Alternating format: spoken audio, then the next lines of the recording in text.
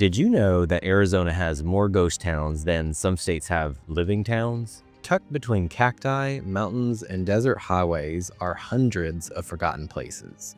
Mining towns that went bust, resorts left to rot, and roadside stops that never stood a chance.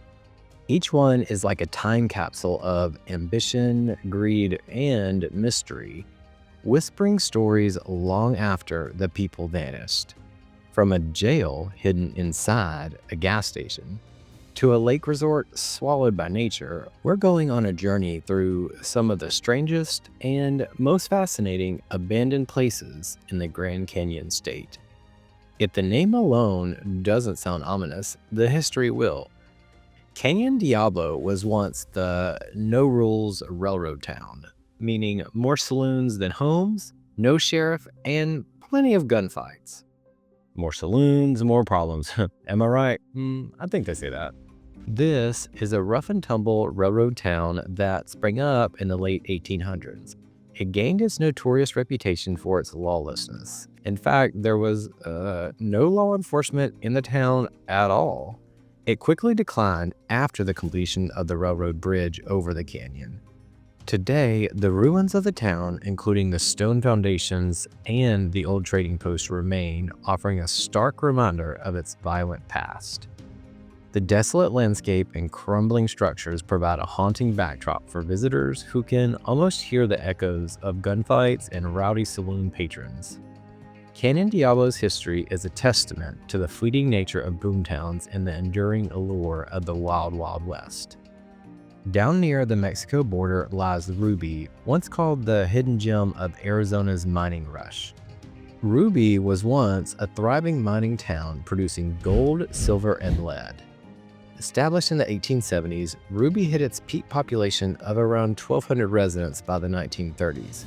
However, the Great Depression and the decline in metal prices led to its downfall.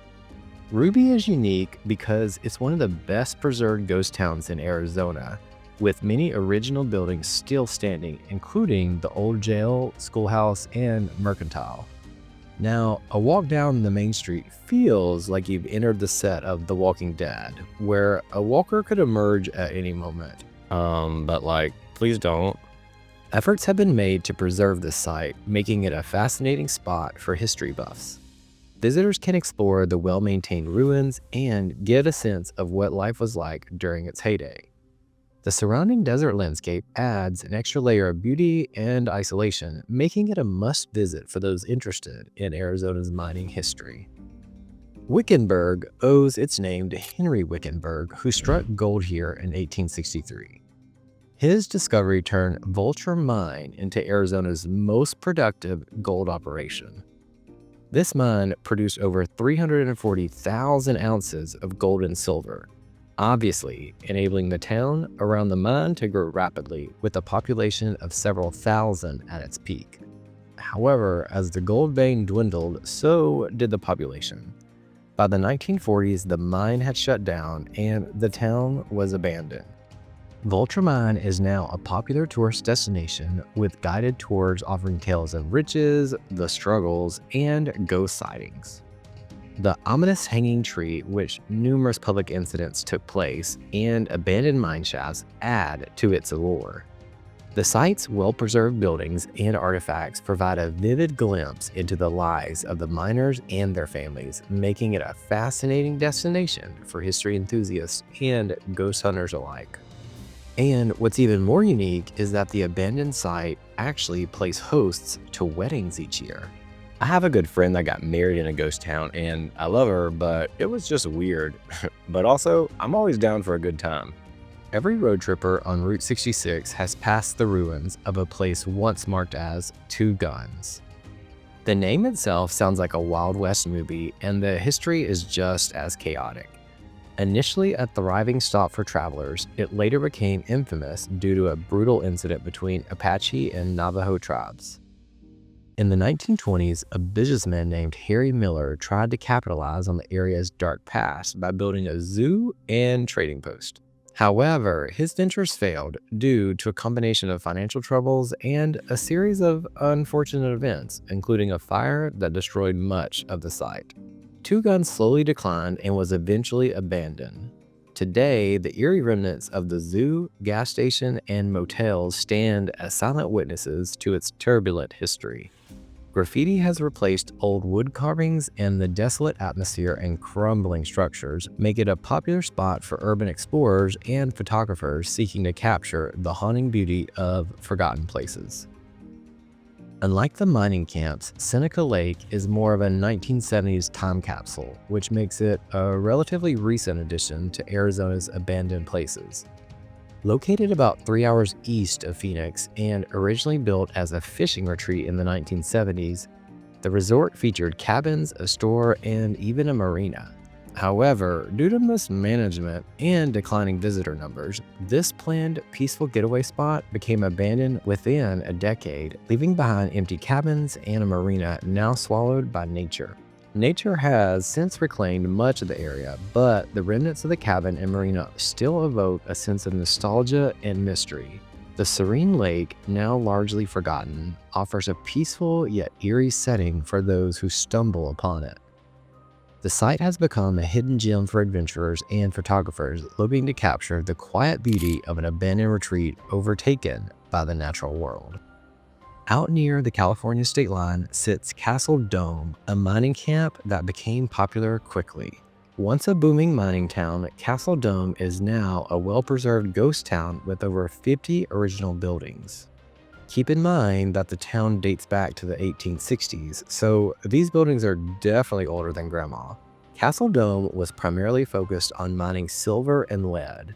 Unlike many ghost towns, Castle Dome has been meticulously maintained as a museum, offering visitors a chance to step back in time. The stories of miners' lives, the saloons, and the churches provide a vivid picture of life in the Old West. Visitors can explore the blacksmith shop, assay office, and general store, all filled with authentic artifacts from the town's heyday. And if you didn't know, like me, the assay's office is basically a laboratory that tests the purity of metals like lead and silver. A neat feature here is that the surrounding desert landscape and nearby Castle Dome mountains add to the site's scenic beauty, making it a favorite destination for history buffs as well as nature lovers. Nicknamed Arizona's living ghost town, Chloride never fully died. Founded in the 1860s, it's the state's oldest continuous inhabited mining settlement. It was named for the silver chloride found in the area. Although its population dwindled significantly, it never became entirely deserted. Chloride's quirky murals, old saloons, and annual Old Miners' Day celebration keep its spirits alive, blending the past with the present. Visitors can explore the town's historic buildings, including the old jail and general store, and enjoy the vibrant local art scene. The nearby Surbot Mountains offer stunning views and hiking opportunities, making Chloride a unique blend of history, culture, and natural beauty. And this town has been pretty well preserved, so you'll see a lot while visiting. Perched against the backdrop of the Superstition Mountains, Goldfield was the real deal in the 1890s when gold fever struck. However, when the ore dried up, so did the town. It did see a brief revival in the 1920s as a ghost town attraction. Today, Goldfield Ghost Town is a popular tourist destination with reconstructed buildings, a narrow gauge railroad, and reenactments of gunfights, offering a fun and educational glimpse into Arizona's mining history. It's giving history with a little bit of Hollywood flair. Visitors can explore the saloon, blacksmith shop, and mining equipment, all meticulously restored to reflect the town's original charm. The scenic backdrop of the Superstition Mountains adds to the town's appeal, making it a favorite destination for families and history enthusiasts alike.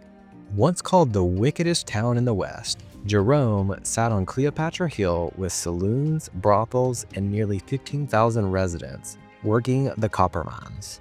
Perhaps the most famous ghost town in Arizona, it was once the fourth largest city in the state, thriving on copper mining. After the mines closed in the 1950s, Jerome nearly became a ghost town.